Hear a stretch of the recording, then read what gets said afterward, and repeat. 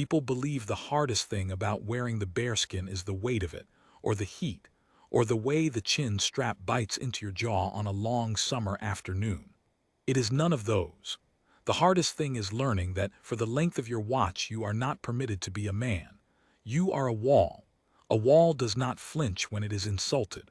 A wall does not turn its head when it is laughed at. And on the morning, a man named Aldous Crane decided to make a spectacle of me in front of his cameras.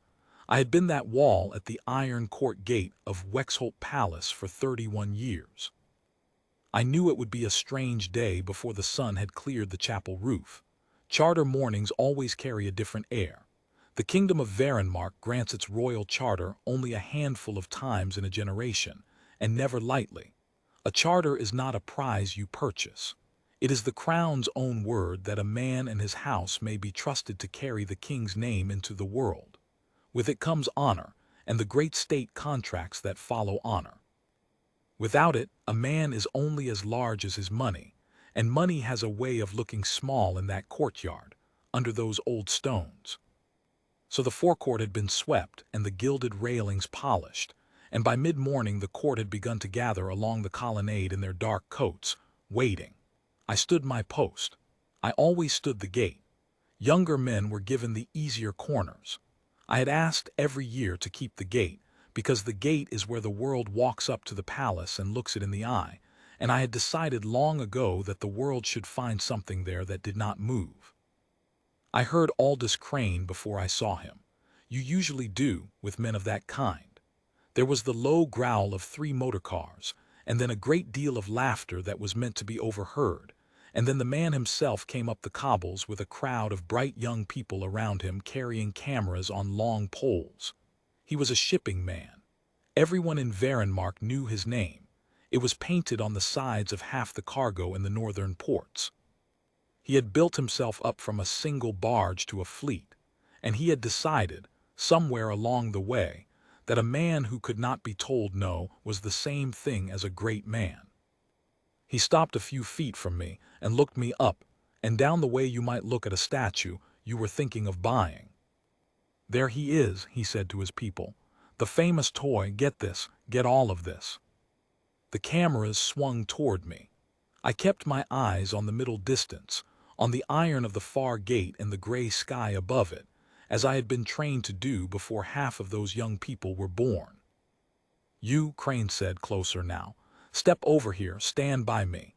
We'll get one of you saluting and one of you handing me the rifle like a changing of the guard, you understand.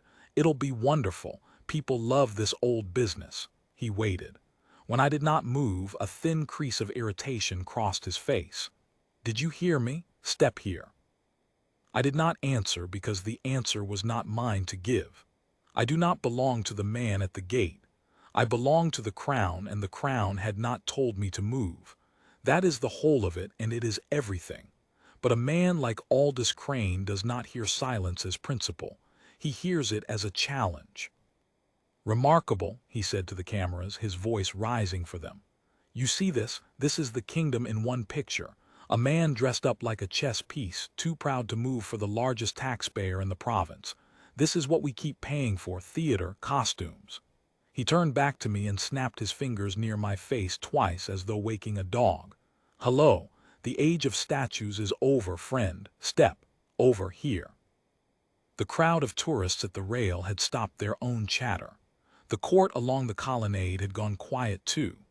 I could feel the weight of all those eyes, and under it, the older weight, the one I had carried since I was a boy of 19 taking the oath, that the worst day to break is the day breaking would feel best. He should have walked away then. Most of them do. They get their laugh, they feel the cold of the silence, and some small wisdom tells them to leave the strange, unmoving man alone. But Crane had brought an audience he had paid for, and a paid audience must be fed. He reached up and knocked my bearskin askew with the flat of his hand. It is a small thing to read and a loud thing to live. The cap shifted on my head, the strap pulled at my jaw. A murmur went through the rail, the particular sound a crowd makes when it has seen a line crossed. I did not raise a hand. I did not turn. I set my eyes a half-degree higher and held. Smile then, Crane said, delighted now, mistaking my stillness for surrender. He stepped in beside me, threw one arm across my shoulders for the camera, and with his other hand seized my forearm, the arm that held the rifle, and tried to haul it up into a salute, posing me like a tailor's dummy. There's our soldier, king of nothing, saluting the man who actually built this country. The rifle did not move, because I did not let it. There is a strength that has nothing to do with force, the strength of a thing that has simply decided where it will be and will be nowhere else, and he could no more lift my arm than he could lift the gate itself. He pulled and grunted and laughed it off, and the laugh had a crack in it now, because some part of him had finally understood that he was the only one moving, and the still man was winning without lifting a finger. What Aldous Crane did not know, what he could not have known, for he never once looked higher than the cameras, was that the king of Varenmark was at the high window. He always was on charter mornings. It is an old custom of the house. Before a man is brought into the throne room to receive the crown's word, the king watches him cross the forecourt, unannounced, from behind the glass. They say a man's true measure is taken in the yard, not the hall, in how he treats the people who can do nothing for him, the sweepers and the footmen and the wall at the gate. I had stood under that window for 31 years. I had watched a great many men cross that yard believing no one of consequence was looking, and I had learned that the yard tells the truth the hall is too polite to mention. The Lord Chamberlain came down the steps. His name was Brennan Harrow, and he was a spare, gray man who moved without hurry even when hurry was wanted, and the court parted for him. "Mr. Crane," he said. Crane let go of my arm and turned, his showman's smile already arranged. "Lord Chamberlain, we were just—" "I saw what you were just," Harrow said. He did not raise his voice. He never did. His Majesty saw it also, from there. He lifted one gloved hand toward the high window, and Crane's eyes followed it, and I watched the color go out of the man's face as he understood, all at once and far too late, who had been the audience all along. "That is one of the king's Wexholt Guard," Harrow went on, quietly enough that the rail had to strain to hear, which meant they heard every word. "He has held that gate for 31 years. In all that time no king has ordered him to move for a guest, because the crown does not pose its guard for the convenience of visitors. You laid hands on him. You struck his cap. You tried to bend a man who had given his word to stand still, and you did it for a photograph." He paused. "His Majesty has reconsidered the matter of the charter." The forecourt was so quiet I could hear the flags moving on their lines above the chapel. "Now wait," Crane said, and the bluster came back, but it came back thin. "It was a joke. The cameras, it was for the cameras, it was good-natured, ask anyone." "I am asking the man you handled," Harrow said. "Sergeant Calder, did it seem good-natured to you?" For 31 years no one had asked me a question while I stood the gate. I held my eyes forward because my watch was not yet ended, and I answered the only way the post allowed, which is to say the truth and nothing past it. "I serve the crown, my lord," I said. "Not the gentleman. He was told that and he chose not to hear it." Harrow nodded once, as though I had confirmed a thing he had already weighed. "The charter will not be granted," he said to Crane. "Not today.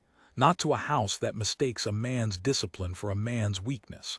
The contracts that would have followed it will go to those who understand the difference. You came to receive the king's word that you could be trusted with his name. He let that hang. You spent your morning showing him you could not. I will not pretend the leaving was loud. The truly humbled never go out shouting. They go out small." Crane looked at his bright young people, and the cameras had already begun, by some instinct, to drift down and away, because there is nothing a paid crowd flees faster than a man who is no longer winning. He opened his mouth and closed it.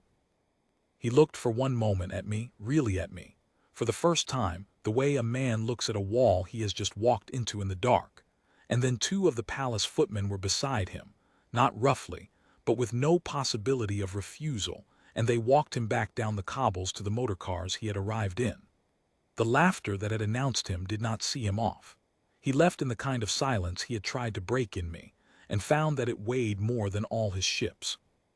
The court drifted back to its murmurs. The tourists at the rail lowered their phones, a little ashamed of themselves, the way people are when they have filmed a man's worst hour and there is suddenly no one left to perform for. My cap was still askew. When my relief came at the turn of the hour and I was at last off the post, I straightened it myself, in the guardroom, in front of the small clouded mirror that has hung there longer than I have, and I looked at the old man looking back, and I let myself, for one breath, be a man again. A young guardsman of 2 years asked me about it that evening over tea, in the careful way the young ask the old about things they admire and do not yet understand. He wanted to know how I had borne it, how I had stood there and let a man strike my cap and seize my arm and crow about it, and done nothing. I told him the thing it took me 31 years to learn, and I will tell it to you, since you have stood at the gate of this story long enough to have earned it. The world will always send you a loud man who calls himself a king and asks you to bend so that he can be filmed doing the bending. You will want to answer him. Do not. Your strength was never in your hands. It was in your decision about where you would stand and the simple refusal to be anywhere else. The loud man burns himself out against that decision, the way the sea burns itself out against a stone, and the stone does not have to do anything at all but be a stone.